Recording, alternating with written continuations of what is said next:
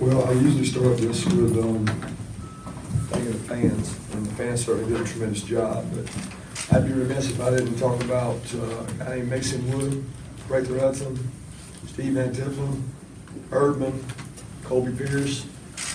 These are the guys that formed the Georgia Tech scout team for the last really year, and a lot more guys than that. Those are some of the featured guys that I think if you ask our defensive players, they would tell you that practice is brutal and it's really tough, and those guys make it that way. So those guys do a tremendous job.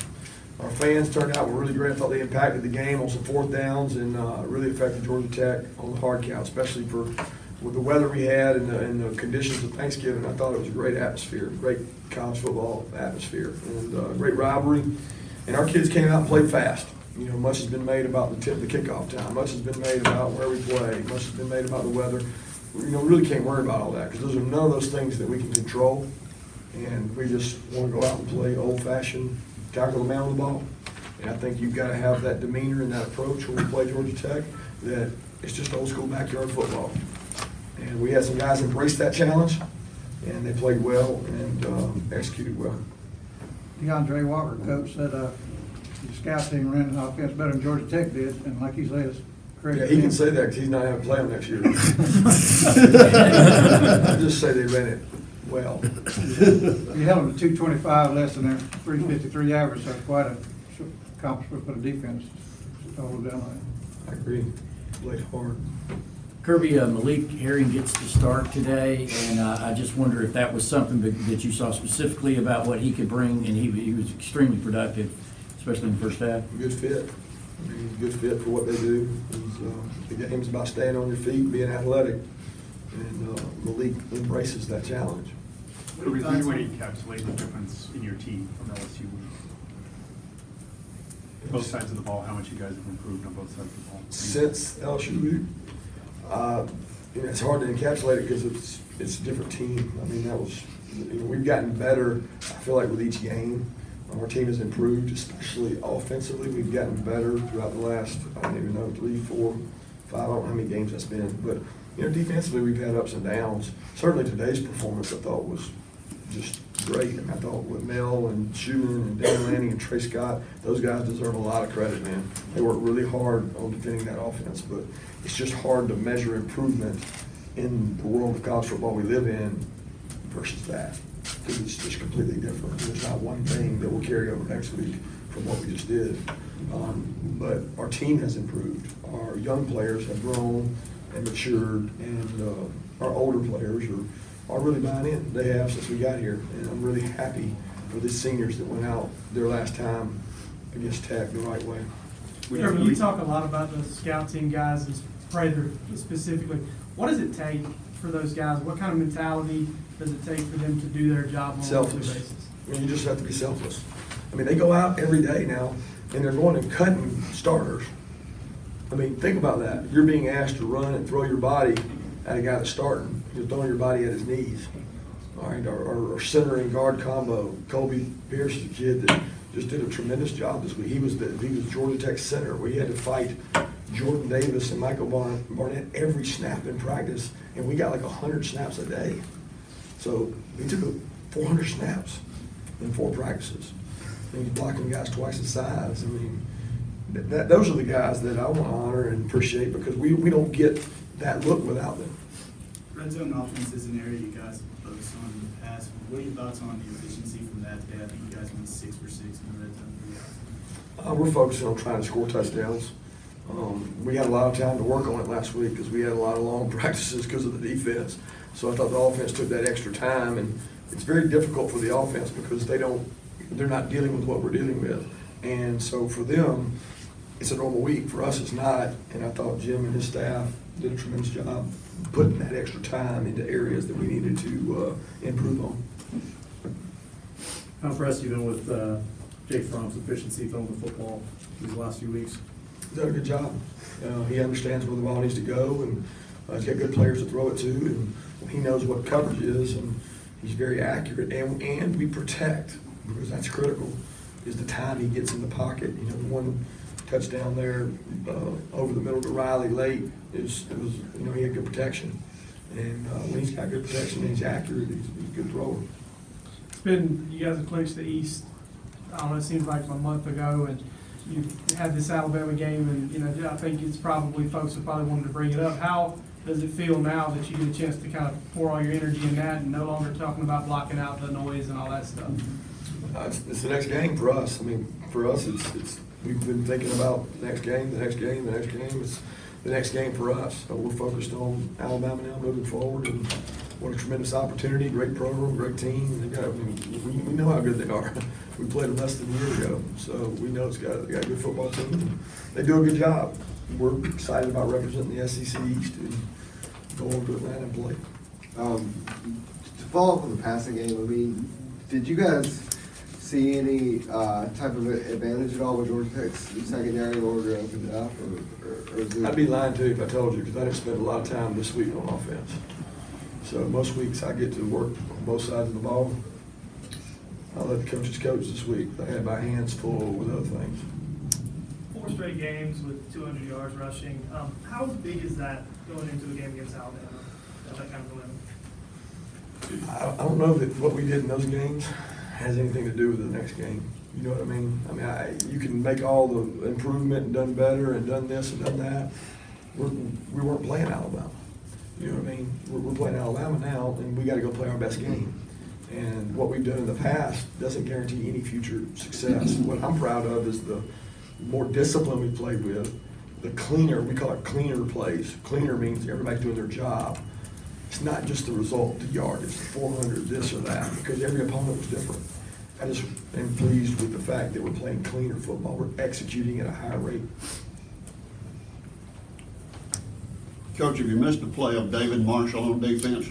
Yeah, you know, I was very concerned about this game because you take Superman and Batman and Robin, 7-3 last year. They took over the game, but the third guy out of that trio that plays really good against Tech, I mean, he made some huge plays out here in 2016. It's a true freshman, David Marshall, and David Marshall was unable to play. That kind of game was his kind of game, so Malik had to step up because without 7-3 out there, I mean, I saw 3 get recognized, and I asked him if he could come out and get a couple snaps, but I don't think the Bears would like that. Kirby, did you guys need some, the kind of confidence, swagger that you can build up over these last 4 or 5 weeks to go into the kind of match that you have next week? I don't know really what swagger comes from or what it stems from. I mean, what we did today, you would think would build swagger, but it has nothing to do with what we're doing moving forward from a defensive perspective. I think continuity and playing well and building momentum helps on offense. But defensively, all we did was just not call one of our calls. We have to call next week for the entire 7 days. And that's not easy on the other players. I mean, they can't, it's hard for them to transition. And so, you know, it's hard on us this week because we wanted to have extra walkthroughs where we were still working on our normal defense. But you start doing that, guys, and you're looking past people. Can you describe these Stockton defensive front? It seemed like they had a really good job of getting off blocks and getting free, getting in the backfield. Effort, backyard football. We told that better go play like you're at Tucker Little League. Just go play, man. Just go play. Believe the same thing. We played down at Mary Persons. He knows what it's like to get down and dirty and go play, and you gotta go do it. And they embraced it. You talk about, you know, when you talk about the players and it being all about the players once the game rolls around. Is there any part of you that's, you know, not want to turn this into a we want Bama thing, but is glad that they maybe get a chance to get another crack at this and kind of put last year's game completely in the rear view like that? It's not really about that for us. I mean, the video will make it that way, and everybody will make it about a revenge and all that. It's not really about that for us. It's a SEC East championship team going against an SEC West championship team playing in Atlanta for the SEC championship. And that's what it is. And obviously for a chance to continue on for somebody, but our team understands that. I mean, we've been on do or die playoff run since every game we've been playing. What's the difference? So our guys, you know, they got to go out and play well, but I'm just focused on us right now and worried about us getting better and preparing for the next opponent. Coach, how close do you think your team is to playing its best game after what you saw today? just completely different, like I said. I mean, offensively, I could say, well, we're playing better. Defensively, I can't tell you that because we're going to play exact opposite. I mean, not one thing we did this week is going to be relative other than tackling. That's it. Jordan Davis had a big sack on 4th down. How pleased are you, Kirby, way he's come along this year? Oh, I love that kid. He's such a bright kid, man. He's got great instincts. He loves the game. He was so fired up about this game, and he embraced the challenge. Some people don't embrace the challenge, and I thought our guys really embraced the challenge, and he particularly told the linebackers, I'm going to protect you, and I'm going to dominate the guy in front of me so that you can make plays. And he's just been a pleasure to work with, and we push him really hard. He probably gets pushed harder than any player on the defensive line because he's so young, but he's a great kid. Y'all look forward to visiting with him. He's got a great personality. How significant was this win for the seniors, especially knowing that your last home loss was to Texas? Yeah, I didn't even realize that. It's significant because I know what it feels like to lose your last game to Tech at home, and personally, I know how that has affected me, and every time I see that picture with my family, I know that was a game that we didn't win, and total no regrets. You don't want to live thinking about that. You want to go out and take care of business, and I thought it was great leadership and effort from guys like Terry Godwin and Jason Stanley. I mean, those kids have given so much to Georgia that we appreciate it. What have those guys meant to you personally, this group of seniors? Well, I think personally to me and staff, they bought in. I mean, they came in under a different regime, and they bought into what we believed. And, we really had a tale of two seasons with the first one where it didn't go the way we wanted it to go. And the second one where we had really good buy-in, and then those seniors, I mean, you notice out there today, the ones across the field, there were so many that either are not playing or injured or medicaled. I mean, that was a really big class here. That was a large senior class. There's not a ton of them left, but the ones that are have really bought in. And the guys like Juwan Taylor, I mean, to come from where he is, to play and contribute, Nate Trez, I mean, Ledbetter, they've overcome so many obstacles and given so much back to Georgia, and got a chance to finish as one of the winningest class ever. I mean, they already kind of have, and proud of what they've done. When you face a team that runs the ball as well as they do, the defense takes the challenge, but does your offense also take that challenge that they want to outdo them? Yeah, we sell it that way. I mean, we take every day, and I go in the offensive meeting, which I don't spend a lot of time in, and I go over, I show clips, say, here's Mike Barnett. This is what he's dealing with. All right, here's DeAndre Baker.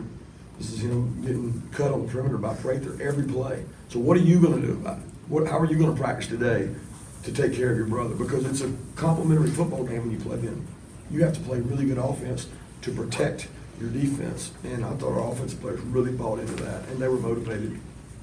Coach, sorry to bring up a negative, but they had the kickoff return for a touchdown. I know you've talked about some problems with that. Yeah, frustrating. I think that our coverage unit, I mean, Rod hits a 4-2 hang, which is incredible hang. I mean, it's a great kick. I mean, everybody will say, I wish he kicked it out. Well, man, I'd love for him to kick that one out too, but he had 4-2 hang. And we have to do a better job. I mean, give that kid credit. He made a hell of a return. Stuck his foot in the ground, and our contain player lost contain. And then we got a safety. We got to get him on the ground. But, hey, we're going to face a good kickoff return team next week. So we got to work on it. We got to put more emphasis on it. And we got to tackle the guy when we get an opportunity. We didn't get many opportunities to tackle the man on the ball, and we actually tried to work on that the week before, intentionally, and against UMass, right? And we got to work on it some, and it didn't pay off because we didn't do it well today. First half offense, coach, 6 possessions, 6 scores, great balance. Anything you were unhappy about? Yeah, 2 minutes. Maybe you noticed we don't know how to get out of bounds still. That it's more important to get 1 yard than get out of bounds. What was Isaac's explanation? I can't tell you because I was so mad I couldn't focus. I love Isaac too, by the way. Isaac's one of my favorites, but I mean, it's not even his first time. I mean, I think that may have happened against Tech last year right before the half, if I remember correctly. 2 more questions. From a coaching standpoint, how unique is it to have to install tech throughout the year and work on that? Do you view it as like a necessary evil, or do you guys just kind of take it for what it is? Because it is what it is. I don't love it, but it is what it is. And you get the cards you're dealt, and that's the cards we're dealt. I mean, if you don't want to play against it, then beat them every year, and eventually you won't have to.